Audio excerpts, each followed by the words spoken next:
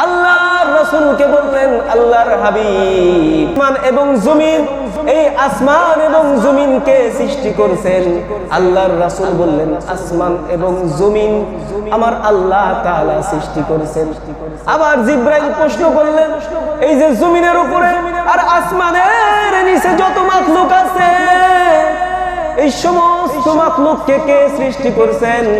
আল্লাহর রাসূল উত্তর দিলেন, এই জমিনের উপরে আসমানের নিচে আমি সহ যত মাখলুক আছে সমস্ত মাখলুককে আমার আল্লাহ তাআলা সৃষ্টি করেছে।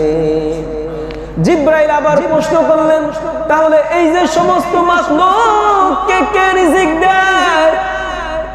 আল্লাহর রাসূল বললেন, আমি সহ এই সমস্ত মাখলুককে আল্লাহ তাআলা রিজিক দেয়। জিবরাইল প্রশ্ন করলেন, এই যে যত মাখলুক আছে তারা অপরাধ করলে তাদের অপরাধের ক্ষমা কে করে? তখন আল্লাহর রাসূল বললেন যে আল্লাহ তাআলা করে। তখন জিবরাইল আল্লাহর রাসূলকে বললেন যে আল্লাহ তাআলা ওই বান্দাকেও ক্ষমা করে দিয়েছেন। সুবহানাল্লাহ, যে সে এমন ভাবে তওবা করেছে যে তওবার কারণে আল্লাহ তাআলা তার গুনাহগুলো ক্ষমা করে দিয়েছে। আপনি তাকে সুসংবাদ শোনান।